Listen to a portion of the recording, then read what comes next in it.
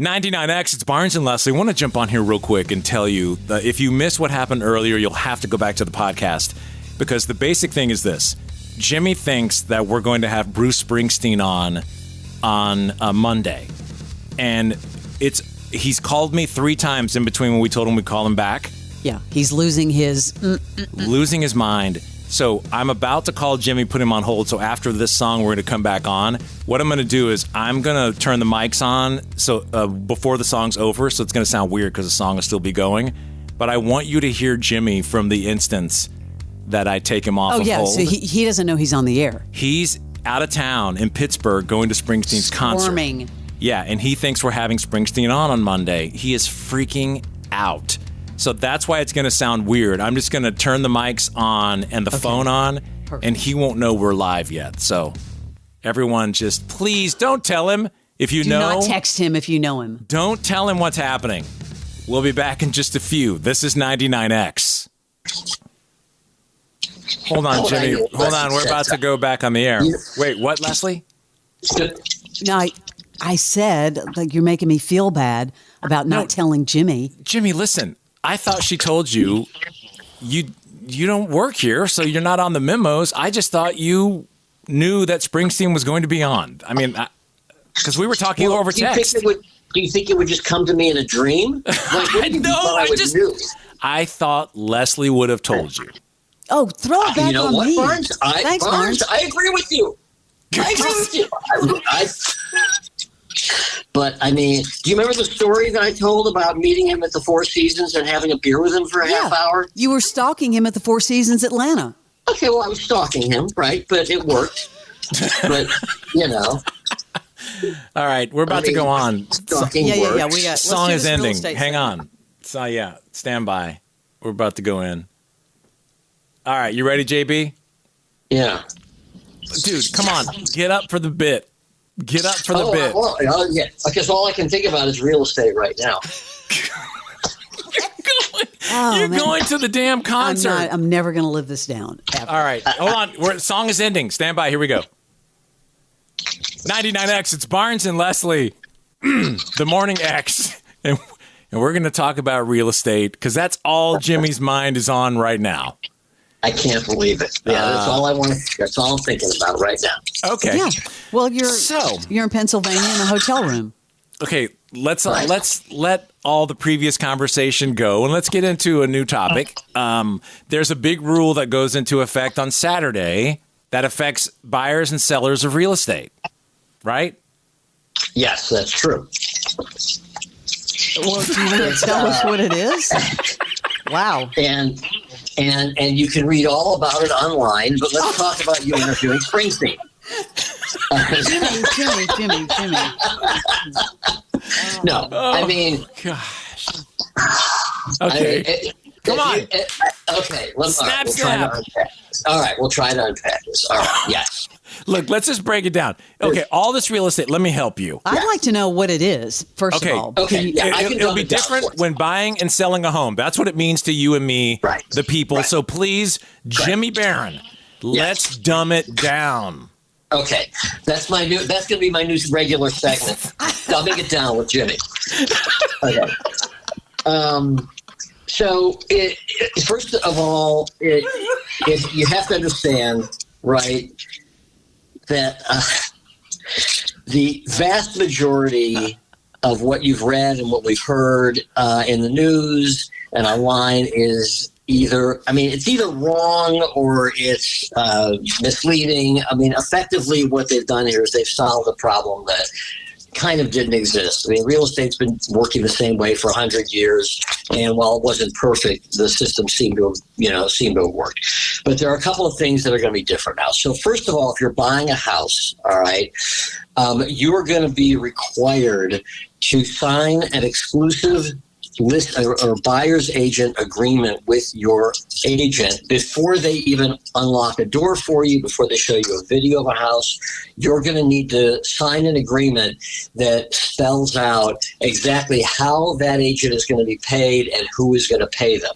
Now, the vast majority of time, it's going to be the same way, where the listing agent is going to pay the buyer's agent commission or share their commission with the buyer's agent, or the seller is going to be paying the buyer's agent. The vast majority of the time, that's what's going to happen. That probably won't change. That's my prediction. Okay.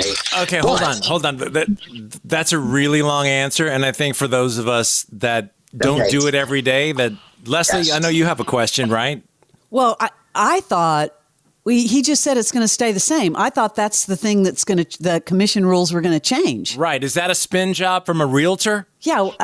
No, what they're doing, first of all, you have to understand this was a national ruling, and real estate's done differently in every state. And a lot of the stuff that they have spelled out has already been done in Georgia for many years. So like what I just talked about, like that's already been law. There's always been this in place. They're just they're going to enforce it more.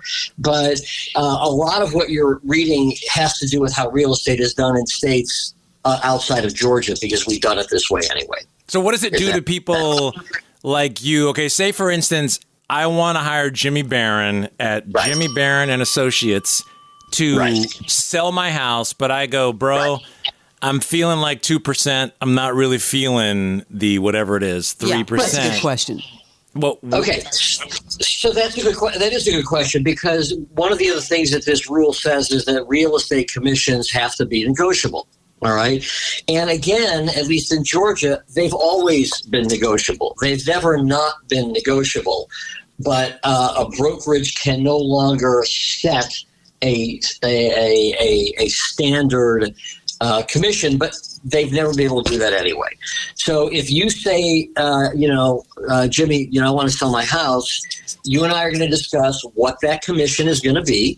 We're going to agree on what that commission is, and then we're going to discuss whether or not we're going to share some of that commission with the buyer's agent or not.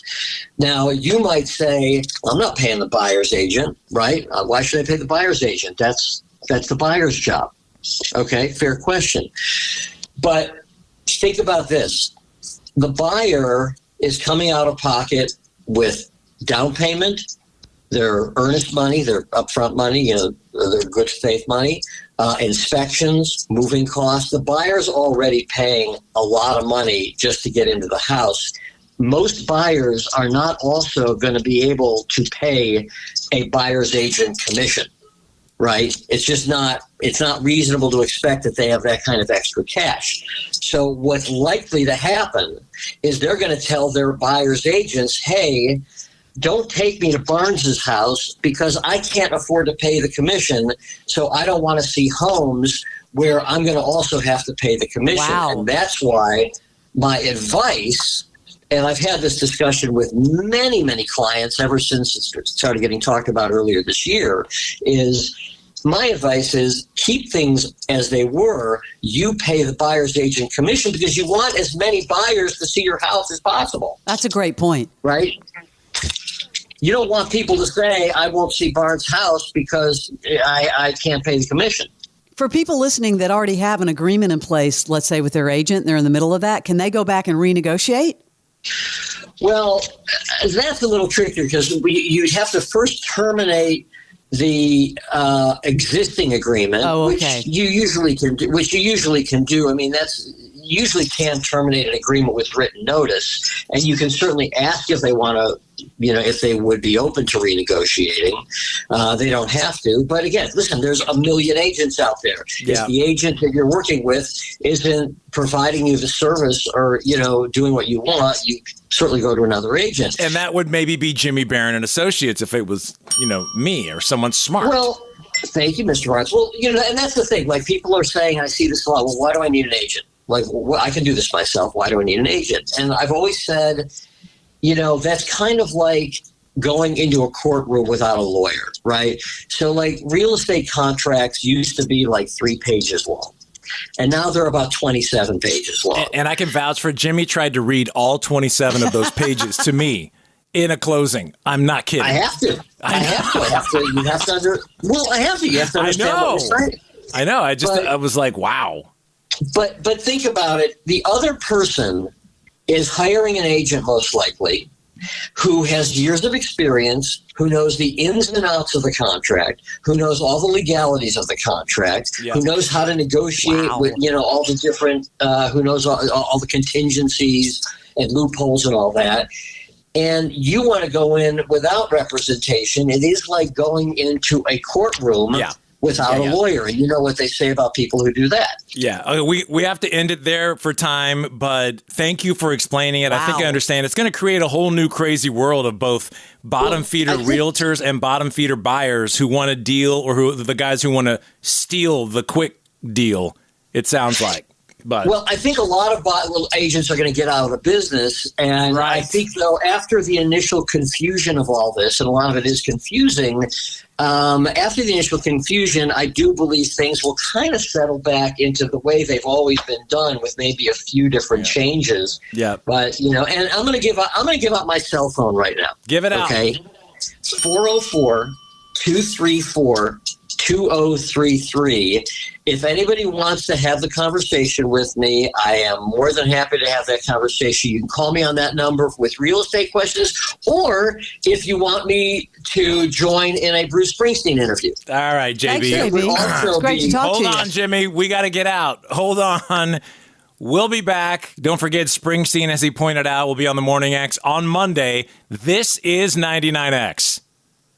All right, we're out.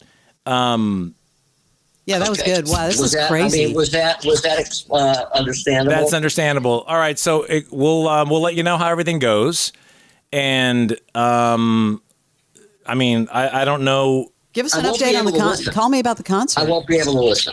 Oh, really? I can't listen.